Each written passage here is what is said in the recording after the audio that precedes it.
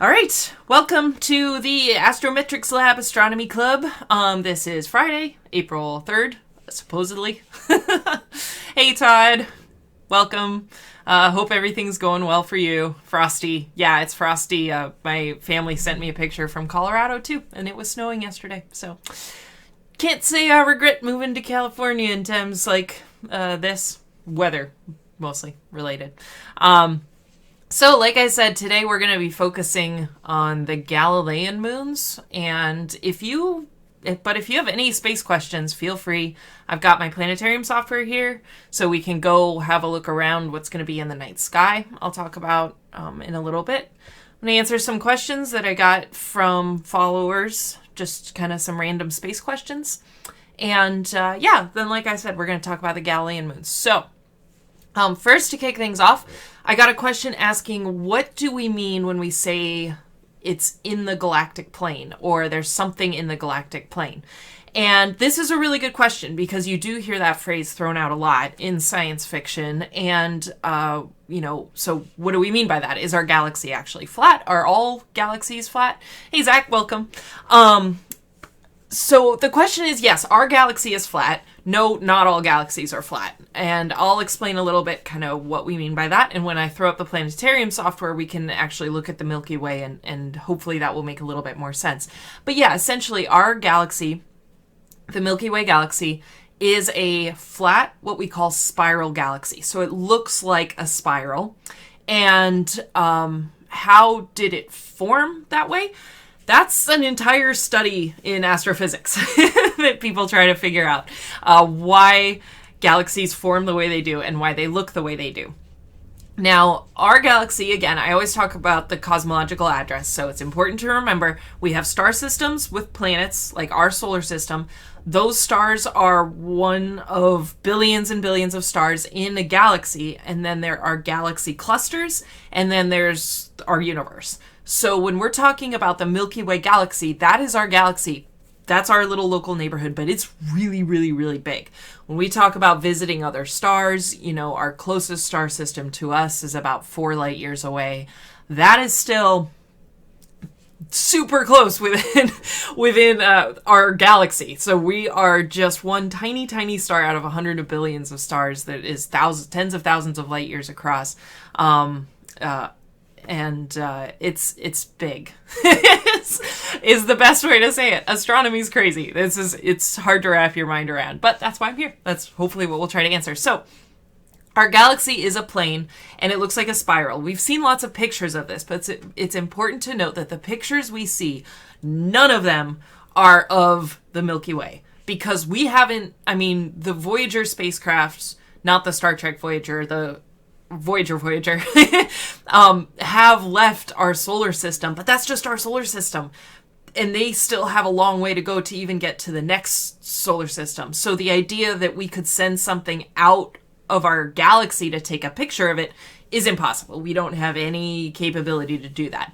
But we can have a sense of what our galaxy looks like by comparing it to other galaxies. So we have a sister galaxy called the Andromeda Galaxy. Now, the Milky Way and the Andromeda Galaxy are both spiral galaxies, and they are in the same, what we call, not very creatively, the local group. So we have our local group of galaxies. The two big players there are the Milky Way and the Andromeda Galaxy. And they are moving towards each other, as you may have heard before, that they are gravitationally bound, and so they are very, very slowly moving towards each other. The time it will take them to actually interact is just incomprehensibly far in the future, so nothing that we need to worry about on our time scale at all. Will they collide? Yes-ish. And it's important to note what we mean when we say, galaxies collide, because that has to do with the evolution of galaxies and how they look the way they do. So I mentioned the Milky Way is a spiral galaxy. We can sort of figure out what our galaxy looks like by looking down our plane, which I'll show in the software, which is what we call the Milky Way at night. This is where everyone gets confused. We have the Milky Way in the sky, this big strip of stars, of dust and stars and gas and all of that, that's much brighter. And we call that the Milky Way, because it looks like spilled milk in the sky, as everyone has probably heard. But that is the galaxy that we live in. And this is the hard thing to wrap our mind around. We are sort of, if you think about this plane, we're sort of living about 2/3-ish, we think, from the center of it. And the Milky Way is us looking down that plane. So it's like looking down our existence into the void. But we're just looking down the densest area of our galaxy. When we're looking not at the Milky Way, we're still seeing just the stars within it. All the stars that we see with the naked eye are within our own galaxy. That's all the Milky Way galaxy, and the Milky Way in the sky is the densest plane of our galaxy. So the question is, could it be that there's a big black hole in the center of our galaxy that accounts for our galaxy shape? It's a really good question. I've actually had a few people ask me about this. So our spiral galaxy does have a supermassive black hole in the middle. We have seen pictures of this before. I will try to be not sneaky at all and look up the video of it really quick, because it is awesome and very cool. So it's called the supermassive black hole at the center of our galaxy is called Sagittarius A star, because it's in the Sagittarius constellation. If you look at Sagittarius, you're looking towards the center of our own galaxy.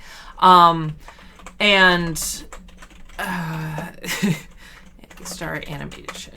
And so we have seen this black hole before, and this is really cool. So I'm going to share this really quick, and we can see how we know that there is a black hole at the center of our galaxy.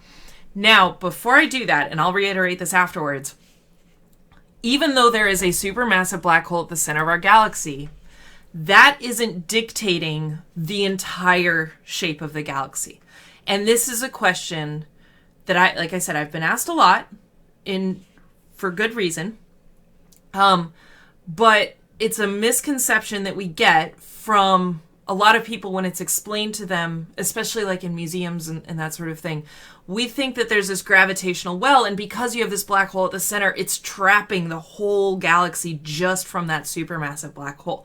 And while it does have this big gravitational well, us orbiting the center of the galaxy and all the stars going around in one orbit is more dictated just by the distribution of mass. So you have a lot of stuff in the middle. You have a lot more stars in the middle that's making it more massive in the middle than as you go out. And the black hole is a big part of that, but it's not just due to the presence of that black hole that causes all of the stars to get trapped in there. So I'm going to throw up this video real quick. Let's hide my face and put this up. And so you can see this animation. These are actual pictures that were taken over a long period of time looking at Sagittarius A. And what we're seeing is the stars orbiting this empty center here. And so you can trace out, again, over the course of years, you can trace out the position of these stars and see that there might be something there in the middle. So pretty cool stuff. That's and we continue to observe that. But again, it doesn't account for all of the stuff in the center, or all of the reason that stars are orbiting our center of our galaxy. I hope that made sense. All right. Awesome. That's a very good question, though. Very good question. So most spiral galaxies have a supermassive black hole at the center. Like I said, there's a whole field in astrophysics that is just dedicated to like galaxy evolution, trying to figure out how galaxy shapes get from one shape to another shape. And there's a lot of study into that, which is really cool. Now, you can do numerical simulations to try to create the types of galaxies we see. I mentioned we have spiral galaxies. The other types of galaxies that we see are called elliptical galaxies. So by elliptical, we just mean bulges. That's basically all it means. There's not a distinct shape to them. They are not flat spiral galaxies. And Hubble was the first, he's credited with the categorization of galaxies and how they how they evolve, sort of. So you have it's called the tuning fork for galaxy evolution, but it basically has different types of ellipticals, and then they branch into two different types of spirals, and you get normal spirals and then bar spirals that have sort of this, it looks like a bar down the middle. How do they form like that? How do they look like that?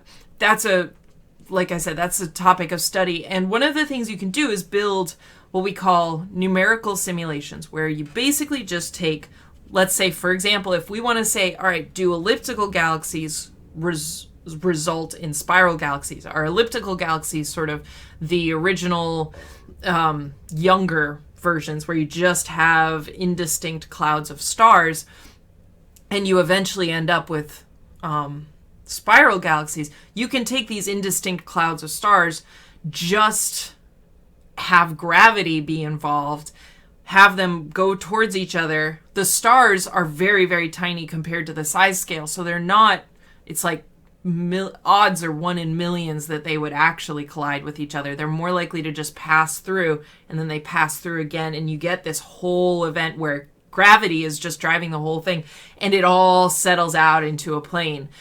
Why does it settle into a plane? You get these two objects that start to come in together. They pass each other. They get pulled in. They pass again. They get pulled in. They pass again. They eventually start to settle into an orbit where, even though the directions are fairly random and you're starting with vectors like this, they're going to start to pull each other in, and one direction is going to start to drive the entire rotation of these clouds. And you can end up, over time, if you let that happen, with a spiral galaxy. But like I said, that's an entire field of astrophysics, trying to figure out how you can get spiral galaxies from elliptical galaxies. And because the scale of time that we're talking about is so long, because this time scale is so long, it's not something we can actually observe. And this is something I've said before that is so hard about astronomy in general, and astrophysics and astronomy in general, is we can't recreate this stuff in a lab. We can do numerical simulations and compare it to what we see, but it's like just being given puzzle pieces, and we have to put all these puzzle pieces together, and without the box, you don't know what it's supposed to look like at the end. You're just trying to figure out, you think you might have beyond to something, but you're just trying to piece it together with whatever information you have. So I hope that made sense. If there are any more questions about galaxies, spiral galaxies, that I maybe alluded to and then forgot about when I got distracted with some other shiny object, then just let me know. But like I said, the Milky Way is a spiral galaxy. And the other thing I wanted to mention, someone else asked if when we see pictures of Jupiter or Saturn, it's really pretty. It's really pretty. But they're very far away from the sun. So what color are they? And what do they actually look like? Are they actually that bright? Are they actually able to reflect that much sunlight? I'm going to talk about Europa in a little bit, because I wanted to talk about the Galilean Moons today. There's a great movie, I'll come back to, called the Europa Report. It's like a B-horror, found footage horror movie. It's awesome. It's one of my favorite sort of sci-fi films. And in the Europa Report, the science is actually not terrible, except for, sort of the last 10 minutes, which is fine. Except there's one time where it kind of made me science cringe, and that was when it's this beautiful shot of them like orbiting Jupiter, and then the sun like shows up kind of around the corner and, beams a bunch of light onto the ship, and you get this like lens flare, and it's really pretty and everything. But the sun would be super, super tiny out at Jupiter. So the question being, what does it actually look like? Well, this is pretty cool. So I didn't do research in planetary astronomy, but I looked up, we have spacecraft that's orbiting Jupiter now called Juno. And it's taking pictures, and it's actually, they're putting the raw pictures up online. So you can actually go see the raw pictures. So this is what they look like, just the little camera taking pictures of them. And then you can process this data, and you can see kind of the raw pictures here. But if you're looking at how bright it is, now you do have to have some level of exposure to it, But you can see it's just because space is so dark out there and so big and so dark that even a tiny amount of light from the sun is going to reflect, and you do have this big gas cloud. So you can actually go check this out. If you just look up Juno raw photographs, you're able to actually see this, and you can go through, and if you do image processing, you know, they accept processed images onto their website, which is pretty sweet and awesome. Okay, so that aside, if there's any other space questions we can talk about, I'm going to jump over to our Planetarium software and talk about what's in the night sky right now. So we'll jump to that. Yay, that worked. Now, again, we're doing this at Griffith Observatory. This is later tonight at about 8:45 Pacific time. And I don't think it's letting you put links in there, but thanks for sharing. But if you look it up, it will go to the it's the SWIRI website, and if you just look up the Juno mission, then that should work. Again, just clarifying that this software is Stellarium. This is not what it looks like outside of Griffith Observatory, because Griffith Observatory is in the middle of Los Angeles. But still good for reference points, and we can remove the ground, but this helps us figure out what the sky is going to look like. So this is looking due west, and the cool thing that is up in the sky right now is the fact that Venus, that we talked a little bit about last week, is passing right in front of what we call the Pleiades. Now, the Pleiades cluster, when we look at constellations, and really pretty constellations, let me see. We can draw the lines.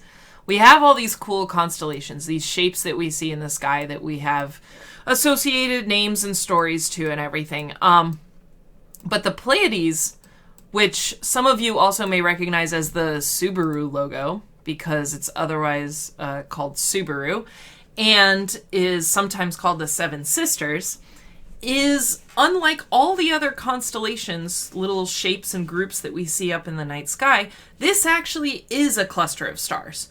So if you were to try to fly past the Big Dipper, for example, one star is going to fly past you, and then another star is going to fly past you, and then a lot of time is going to pass, and then another star is going to fly past you, because they're not actually clumped together. It's just they appear to be when you look at what we call our celestial sphere. But the Seven Sisters, or Pleiades, or Subaru, this cluster here, is an actual cluster of stars. If you went to go fly to that constellation, you would end up in a cluster of stars, which is pretty sweet. Venus is passing like right in front of it right now. And if you look up in the night sky, like I said, this is about 8:45. So about 8:45 your local time.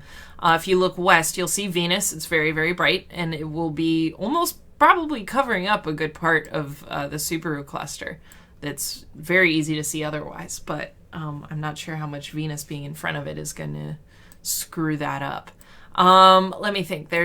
What else is going on in our night sky right now? Oh, Betelgeuse. Everyone is super curious about what's going on with Betelgeuse. And it is actually starting to brighten. So it did get super, super dim over the last year. Sort of 2019, it got really dim. It used to be one of the brightest stars in the night sky, and then it got kind of hard to see with the naked eye. You know, it's part of the Orion constellation, so it's usually pretty easy to spot, but the shoulder was hard to see.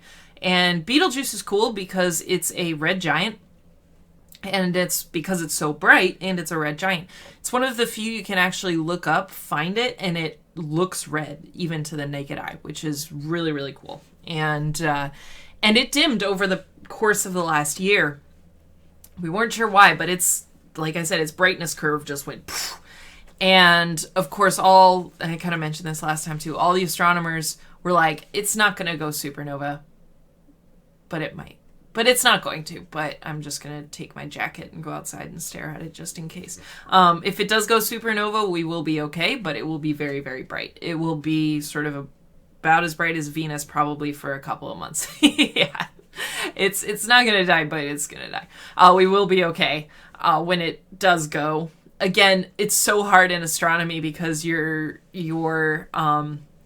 concept of time and existence gets so screwed up that we're so insignificant and our lifetimes are so short compared to space, where it's like Betelgeuse is gonna supernova at some point, plus or minus 100,000 years. And that's pretty well narrowed down for astronomy. So we don't know what's going to happen. If it happens in our lifetime, that'll be freaking awesome. But so Betelgeuse dimmed, and then just in the last couple weeks, it started to get brighter again, and it's getting significantly brighter. So some of the theories are that maybe it is shedding different layers, that there was dust in front of it. There's kind of a few possibilities for what it is.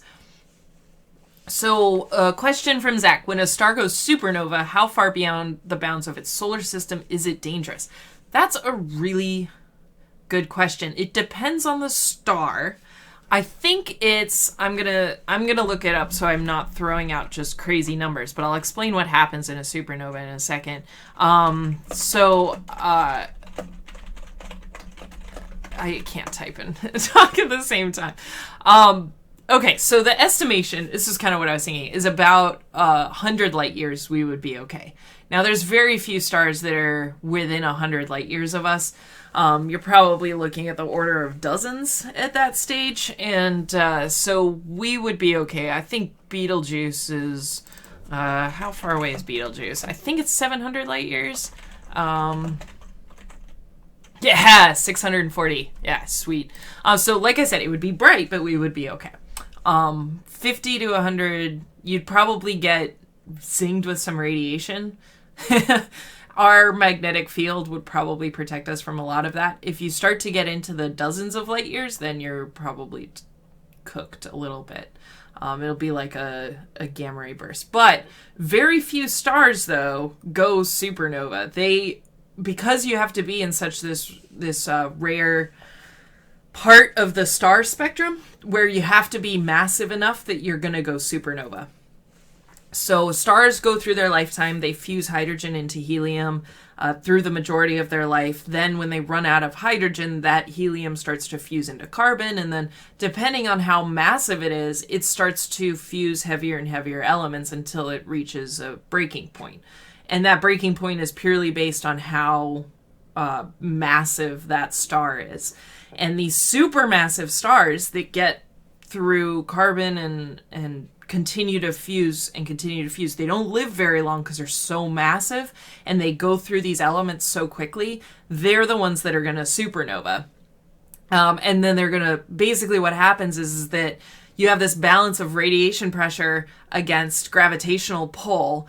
That radiation pressure is no longer there because you're not fusing any elements that's giving off light. So there's no more radiation pressure. So this gravity's the only thing running it. It all collapses down. Everything fuses together. Insanity happens. Then the outer layers can't condense anymore, so they bounce off that shell, and that's kind of what a supernova is. So there's a question here. Have you read Star Trek Picard, The Last Best Hope? Regarding stars exploding and affecting many systems. I have not, but I know it has to do with the Romulus supernova, right? I think it has. But it's on my list. I just didn't get to it before, gestures wildly around. So, so the funny thing is, and the question is that the Hobus star? Is that what they call it? Because Romulus is the planet, and Remus is another planet there, which is great, brilliant. But with the star exploding, I know that, like I said, the issue, that's okay, sidebar is good. The issue is that like I said, we know when stars are going to explode, plus or minus like 100,000 years, 50,000 years maybe, tens of thousands of years at a good guess. So even with Betelgeuse, it's like, you can imagine that being like the Romulan star, right? First of all, it would be a red giant if it's going to supernova. And you'd be at that stage where you're like, hey, it's going to go, we got to move. But people would be like, well, I'm going to take the risk because it could explode between now and 15 generations later. and I really like my house that I just finished paying the mortgage off of. So I'm gonna stay here and take the risk on that supernova. So that's kind of the tricky balance. But I do have to read that though. Thank you. That's a good suggestion. So yeah, when supernovas happen, they're very, very massive. Would the nova be anything like what we saw in Generations? That one was pretty close. So, and again, it's so hard because when I'm doing this, I'm doing the HR diagram, which I should do like this. So the HR diagram, the really, really massive stars, these are the ones that are going to supernova. The lower mass ones, like our own star, it will run out of fuel and you won't have that radiation pressure anymore, but it's not massive enough for it all to collapse back down. It's basically just going to be like, well, that was fun, guys, and the outer layers are just going to dissipate and disappear off. So I think the estimate is like you get one star going supernova in your own galaxy. I think it's like one every 100 years or something like that, that a star out of the billions of stars in our galaxy will go, millions of stars, hundreds of millions of stars, hundreds of billions of stars. I always screw that up. Will go supernova. It's so rare for that to happen when you're talking about the spectrum of our own lifetime. The shock waves, okay, so that's a good point too. The shock waves that'll hit you, that's when we're talking about how far away you are. You're going to get hit by a bunch of dust and gas and radiation, but then you're also going to have gravitational waves come off of a supernova, which wasn't necessarily what we saw in Generations or any Star Trek really, but it would give off this big ripple in space-time as well because the star has exploded. So exploding stars are always fun. But like I said, our star is not going to supernova. Most stars do not supernova. They just dissipate. And again, when we're talking about what we've seen in science fiction versus what we've seen in real life, I call it the pre-Cochrane era. What we've seen in pre-Cochrane, we've not really been able to observe well enough with good enough telescopes that we can actually deconstruct it. I talked about last time the 1987A supernova. That happened not even in the Milky Way. That was in the Large Magellanic Cloud, which is an elliptical galaxy, which now I hope you know what elliptical galaxies are. That is a galaxy that's kind of trapped in our gravitational well, but it's not part of the Milky Way. It's like this little cloud that sort of hovers around us with its friend, brother, sister, the Small Magellanic Cloud. And so Supernova 1987A, we did observe, and we are even still studying. They published a paper like a week and a half ago learning more about it. But again, we just have to wait until what we're able to see and then be able to piece that together. So in terms of like shock waves, distance of safety, what it looks like, how quickly these layers get shed, it's, we just kind of point in a direction and hope for the best. So, I hope that answers the question on supernova a little bit. I'm happy to keep talking about it. The other thing I did want to point out while we're still here is if we jump forward. Okay, so remember, recapping, the Seven Sisters, the Pleiades, the Subaru cluster, whatever you call it, Venus is like right in front of it right now. So if you want to find it, if you've never seen it before, it's a good time to look for it. Betelgeuse is starting to get a little bit brighter. And let's fast forward to, let's do, I think like 3 in the morning. So around 3 in the morning, these are meteor showers, but not supermassive. Not supermassive. Okay, let's talk about the Milky Way for a second. We started out talking about the Milky Way because there were some questions about what we meant by galactic plane and everything. If you live somewhere where you can actually see this Milky Way, when I give a talk to a classroom or the public, I usually try to do a show of hands of how many people have seen it, and not that many. You have to be somewhere pretty dark to be able to see it. But you get this big streak across the sky. We call it the Milky Way, but we live in the Milky Way. And that's because we are looking down the plane of our own galaxy. So we are in this big spiral galaxy. We're within that. You can stick between my fingers. And if you're looking down that plane, and it's just a lot of dust and gas. And so it's actually very hard for us to see what's on the other side of the Milky Way from us because there's so much stuff in the way. And if you're looking, so now I'm about to rotate so you're looking up. If you're looking up, all of these stars that you can still see with the naked eye, those are still within the Milky Way galaxy. Everything we're seeing with the naked eye is part of the Milky Way galaxy. You can very carefully, very trickily see the Andromeda galaxy with the naked eye, but it's very, very hard to do. But everything else, thanks for the subscription. Everything else is still within our own Milky Way galaxy. So if you got up this morning and, cheers, if you get up tomorrow morning, which it's Saturday, supposedly, thank you. It's going to, so about 4 o'clock in the morning, good luck with that. If you look east, you can actually see Mars, Jupiter, and Saturn all together right on the horizon, which is pretty cool. It does happen. It's not super rare, but Mars is just going to kind of go on its merry way after this. So if you want to see them all clustered together. And if you do have any... Okay, there you go. So some of you might be on a work schedule that you can actually try to look out the window. If you have a good telescope, a decent telescope, if you look at Saturn, supposedly, I don't have a good enough telescope to do this, but now is a pretty good time to see Saturn's moon Titan. Because of its position, it's also reflecting a lot of sunlight, so you'd be able to see it. And if you feel free to send me a message. Twitter's probably the easiest way.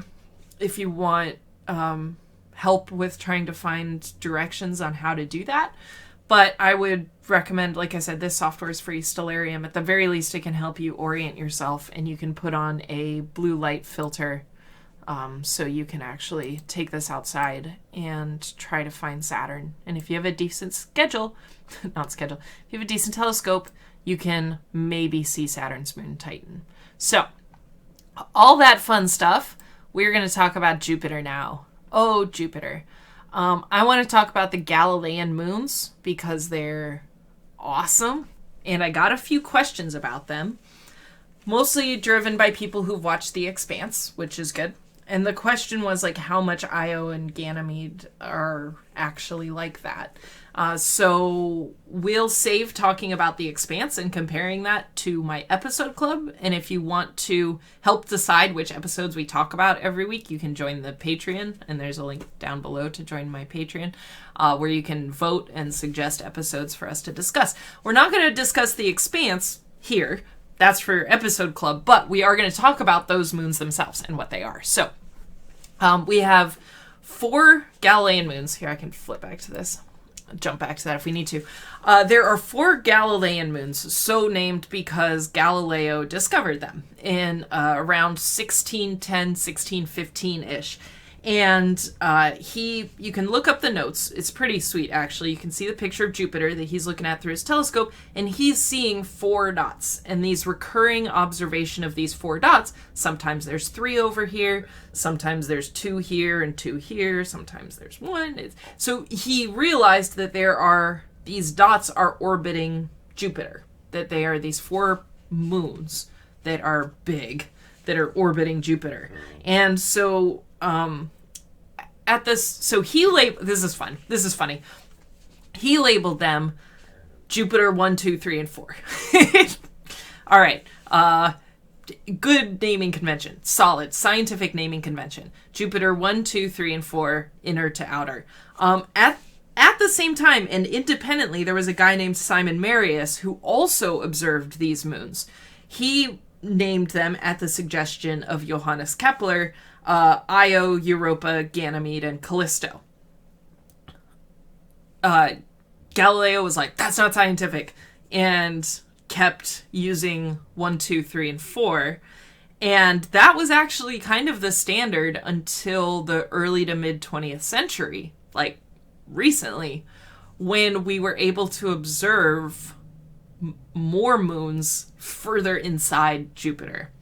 So when you ask how many moons does Jupiter have, the answer to that is we don't really know, because it's so massive and it attracts so many moons that it's very hard to say how many there actually are. Now that Juno's there, and I pulled up the Juno website earlier, Juno will start to see more. The same thing happened with Saturn when we were observing that earlier, like a decade and a half ago.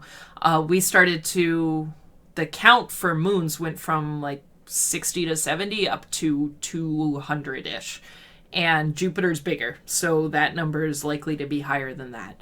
And right now we kind of classify anything orbiting as a moon. So, but the Galilean moons, they're the four sort of biggest ones, and they orbit Jupiter.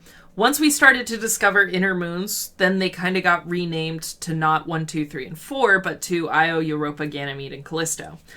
They are very big. They are comparable to our moon and up to as big as Mercury. They are in something that is called Resonant Orbit, which is sweet. Well, 3 of the 4 of them are. As you're going out, again, I'm prepared. I am prepared for this one. I don't have to look this one up. Let me throw this up there. Io, Europa, and Ganymede are in what we call a 1-2-4 resonance. So Io is the closest one to the inside, the closest one to Jupiter. It goes around every 4 times for Europa's 2 orbits and for Ganymede's 1 orbit. So they're going to be meeting, if you're kind of stare at this for a little bit and try not to give yourself too much of a headache, they are meeting at the same point throughout their orbits. The entire thing repeats every single full orbit of Ganymede.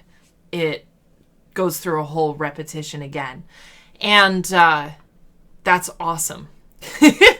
For many reasons. But the main one being, this actually causes a lot of tectonic activity on these planets. So Io is that innermost one. That's the one that goes around 4 times for Europa's 2 and Ganymede's 1.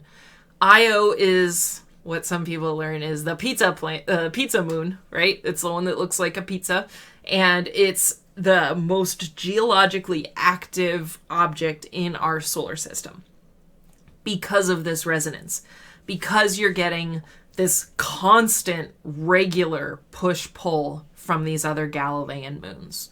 So you get these moons, every time they're going around, they're meeting in the same spot, and so you get pulled. If it was random, if they weren't in resonant orbit, then all of that push-pull would still happen, but it would be random enough that it would sort of even out. You would still get extreme activity, but it wouldn't be necessarily as extreme, just because it's like you're pulled in one direction one day, then you're pulled in this direction, then you're pulled in this direction, then you're pulled in this direction, as opposed to constantly being pulled the same direction every time. So they're really geologically active. Like I said, which is kind of cool. And Io is the most geologically active. It is just covered in volcanoes and does have, because of all of this churning, it does have enough to have a molten sort of center core. So there is some magnetic field to it. So Io, very geologically active. I'm going to skip Europa for now, because I'm coming back to it because it's my favorite. Ganymede is the next one.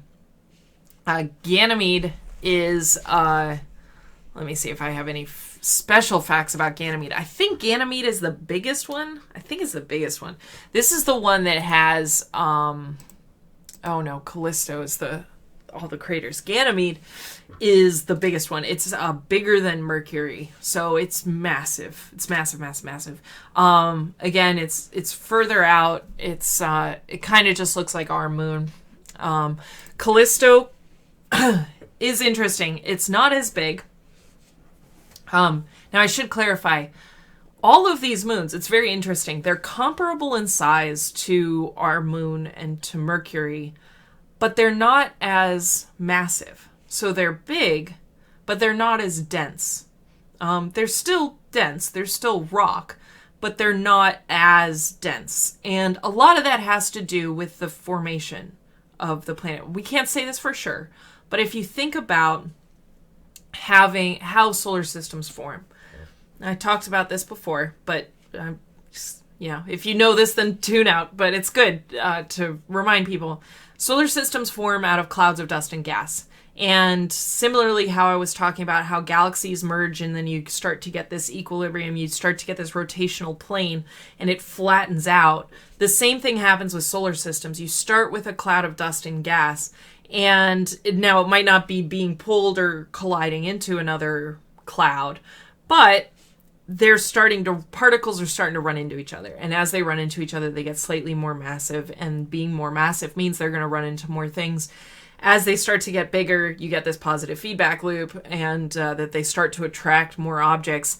In the middle, it's getting more and more dense. There's more gravity. There's more stuff in the center. So it's starting to fall in and rotate.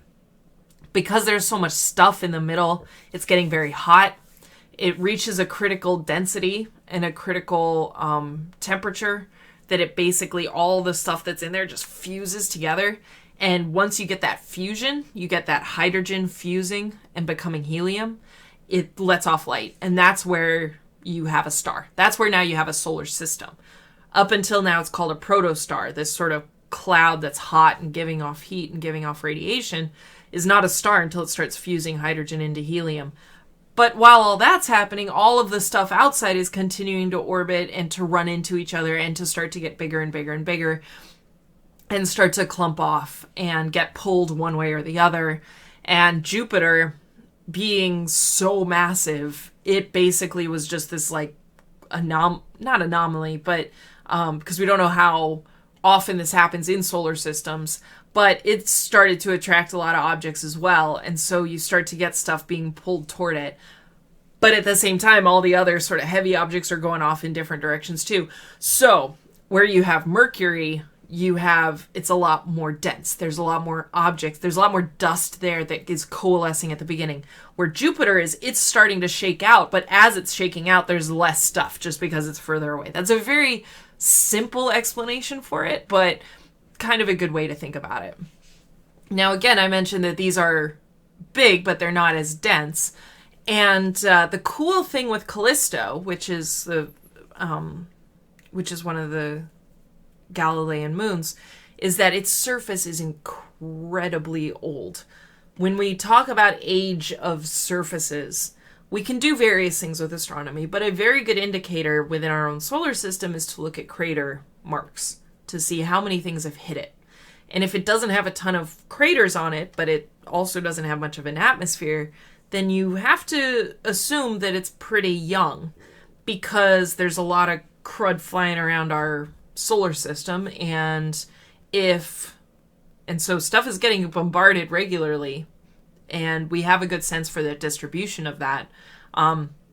But if you have some sort of tectonic activity, you're going to have volcanoes or whatever that's going to replace the surface.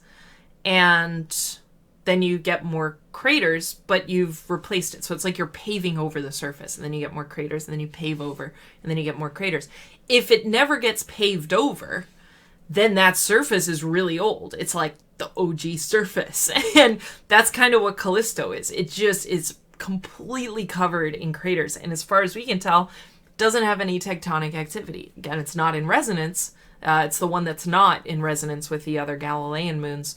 And so it doesn't have this tectonic activity. It's not replacing its surface. So it's incredibly, incredibly old, which is great for us if we want to go study it to sort of learn about the distribution of stuff back when Jupiter formed and back when its moons formed around the same time as the whole solar system. Again, time scales are tough. We're not talking like these all formed within a week. We're talking these formed over tens of thousands, hundreds of thousands of years. So, it was like maybe Mercury formed and then 10,000 years later this formed, but it's all still effectively a big cloud of dust and gas. So that's Callisto. Super cool, bright scars. It's got it's exposed sort of these underlayers of ice on the surface, and yeah, pretty sweet. My favorite one is Europa for many reasons. Europa's just objectively awesome. We'll go with that. But I'll throw a picture up of it, and I can kind of move it over here so you can still see my lovely face. But Europa the funny thing with this is it's got all these cracks on it, right? It's got all these cracks on the surface of it. And then, so we had seen this image, and it didn't look like all these other moons. All these other moons that we're talking about, you know, I talked about Callisto and all of those things. Can't correct on there. Callisto, we've got all of its craters there. Ganymede, we've got craters there. Io, we've got a ton of volcanoes. But Europa has all these like cracks on it, which is super duper weird. And when we started observing Europa, we saw these cracks, and we can, using something called spectroscopy, which I can talk about another time, we can tell what that surface is made out of. And we saw that that surface is ice water, primarily just water, ice. And, but as we continue to observe it, those cracks formed and then they disappeared. And then they formed again and then they disappeared. Remember, we have this resonant orbit. So Europa's going around Jupiter at the same rate, and it's meeting Io and Ganymede at the same points in its orbit. It's getting churned a lot. So the surface is cracking, and then those cracks are disappearing. But it all still is ice, which makes us realize that what's under the surface of Europa is an ice water ocean. That we have an ocean under the surface of Europa that is spilling up when those cracks form and filling in those holes and then freezing again. And it's happening often enough. There's a lot of water there. And through more detailed studies and everything that we've seen, there is a water ocean under Europa, and there's actually more water under the surface of Europa than there is here on Earth, which is awesome. Awesome. Not only that, as it has gone around Jupiter, it passes through Jupiter's magnetic field. And again, we have very sensitive instruments now, and so we can observe this, and we have seen evidence that as it passes through these magnetic fields, it gets a tiny little magnetic field of its own, and then it kind of disappears. And then as it's passing through the magnetic field, this appears and disappears. What what that means is that there is some sort of ionized particles going in under the surface, that when they pass through the magnetic field, they get pulled up, right? You have these ionized particles, which means they have charges. So you can think of them as like north and south poles of magnets, kind of. So you have these charged particles. When they go through the magnetic field, they align with the magnetic field, which gives it its own little magnetic field. I hope that makes sense. And, but fluid ionized particles that can move around there, that's salt. I mean, that's dissolved salt. You get ions in your salt water. So we have a saltwater ocean under the surface of Europa. And it gets better than that because you have this salt water ocean under the surface of Europa, but as it's going around, it's getting churned, which means it's warm. So we have a warm saltwater ocean under the crust of Europa, which basically means if you're going to look for life in our solar system, that's where you look. That's the best place to look. But there's some big issues with that, right? First being the prime directive. In a very quite literal sense. We have an office. There's two offices that we have. One is for planetary protection of us to observe objects that might run into Earth. The other one is planetary protection to protect us from screwing up other planets. The prime directive.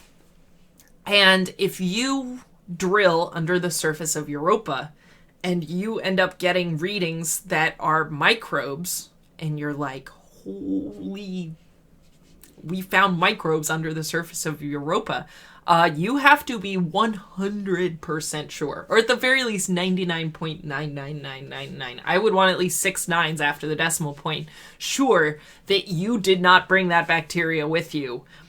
Not just because it screws up your ability to claim a detection, but you've just introduced bacteria into a warm saltwater ocean, which is a prime place to allow things to grow. That's a happy place for bacteria to live. So that's something we're trying to do, though. We're not trying to infect a planet with our own microbes and bacteria, but we are trying to go to Europa to dig and to see if there is some form of life. If we do find life, it will probably be very bacteria type level. Yes, screws up the experiment. Exactly. This is like scientific practices 101. You don't want to contaminate your experiment. The same thing happened actually with not the same thing, but similarly with the tardigrade paper that we've talked about before. If any of you have seen my Science of Discovery talk, Star Trek Discovery talk with Professor Mohammed Noor, he talks about the extensive gene transfer that tardigrades have, where there was like this big paper that came out that said like 50, I don't remember exactly the percentage, but it was it was like 50% of the genome of a tardigrade has been absorbed. It's been transferred from other objects. Biology is obviously not my field. But then they realized that basically when they mashed up the tardigrades and looked at their DNA, they didn't clean the surface before they did it. So they were contaminating it with all that bacteria in there. So they got all the genomes of the bacteria that were in there as well, which is sort of a very, very layman's explanation for that experiment. But it would be the same thing with going to Europa and trying to find life, some form of life underneath the surface. It would be very, very difficult to do without making sure that we've contaminated it. It's the same reason that the Curiosity rover has possibly found subsurface water on Mars and can't dig for it, because it was not cleaned to the level that we would want it to be sure that we're not contaminating it or detecting our own bacteria. So that's why Curiosity, even though it says, hey, we may have found something, it can't actually dig to try to analyze the water if it is there. So pretty cool stuff. Again, I'm going to plug the Europa Report. If people are looking for fun, goofy B sci-fi films to watch right now, that's a good one. It's about the first human expedition to Europa to try to find life. We've never been to Europa. It's like The Martian. It's like, I have to make this clear. Humans have never been to Mars. Humans have never been to Europa. Yeah, exactly. 2010, the year we made contact. Exactly. So it's, the Europa Report is pretty brilliant. It's goofy, in the best way. If you're looking for fun escape, slight horror-ish, creepy, it's like a found footage type thing that you're trying to figure out what happened to this expedition. It's hilarious and awesome. And I really thoroughly enjoy it. I think those types of films are fun and hit the spot sometimes. It is not as scary as Event Horizon. When I talk about space horror movies, I have to qualify with that, because that's the scariest film that's ever existed. But enough about all of that. In the last couple minutes, is there anything anyone else wanted to know about? Want me to see what's in your local night sky or anything like that? Feel free to let me know. I can scan around here. I'll throw this back up here. I'll scan around here to see what else is in the night sky. Not at 4 o'clock in the morning, because I will not be up. But let's do just before 9 o'clock local. And let's get rid of the ground. And so we can see what's there. But Orion Nebula, this is pretty cool. You can't see it like this, but if you have a half decent telescope, you'd be able to see it. There's a question here. Do the supermassive black holes form because it's the center of the galaxy? That's a really, really good question. We are wondering how supermassive black holes form, because we know that when stars explode, you get a stellar mass black hole left over, and we think that those collide and grow. They combine their mass over time and then collide with another black hole and collide with another. And then especially as things are settling out into a big spiral galaxy over billions of years, you end up with a massive black hole that has migrated to the center. That's kind of what we think happens.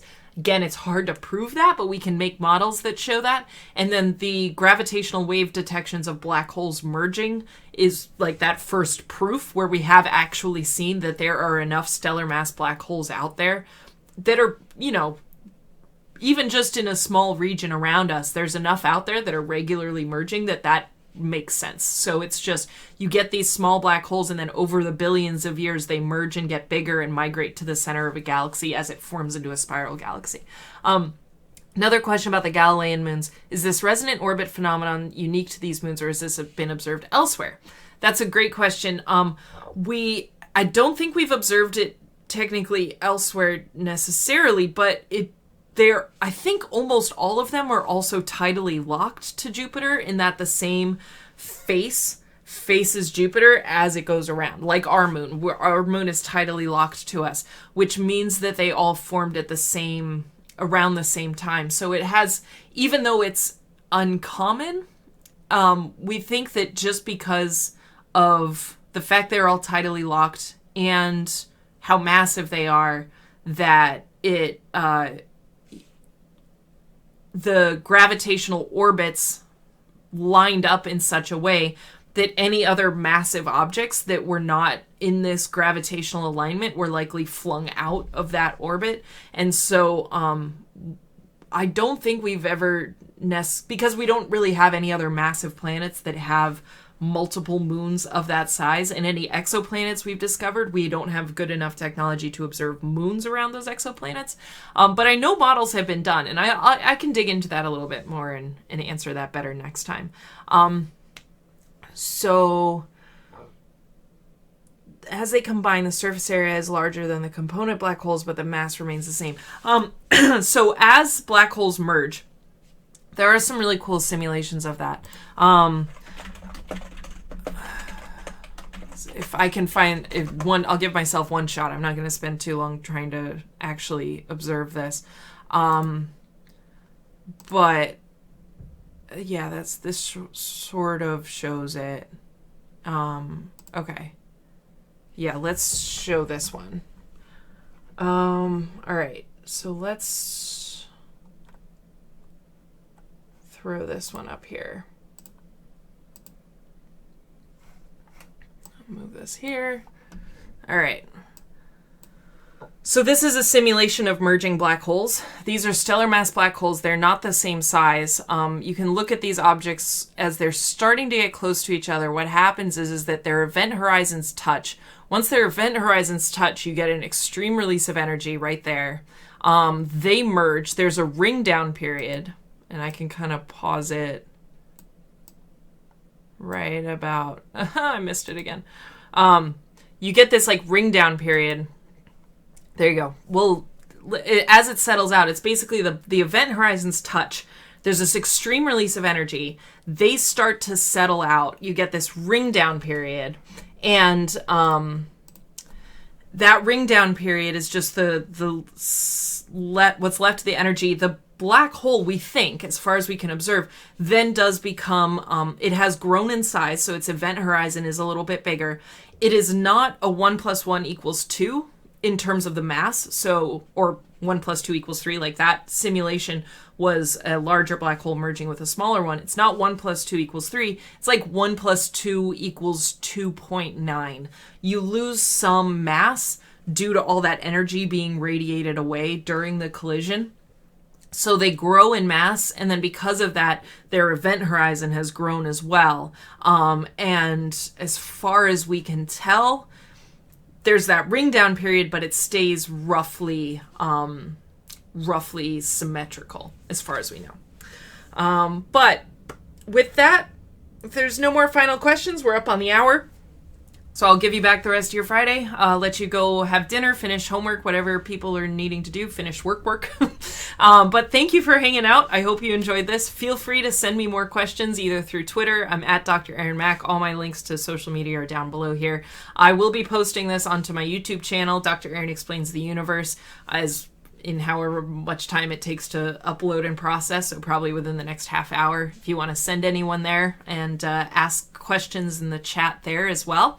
I will do this again next week, so if you have ideas that you'd like me to talk about, I want to thank Great Merman for subscribing this round, and like I said, my Patreon is down below. We will do our Trek brunch on Sunday, and we will be discussing Picard with a friend of mine who has barely watched Star Trek, and she's currently trying to pound through all of it. So we're going to talk about Star Trek Picard on Sunday at 11 a.m. Pacific time, and then we will do our episode club next Tuesday again at 4 o'clock. Other than that, thank you all so much. Enjoy, live long and prosper, stay safe, stay happy.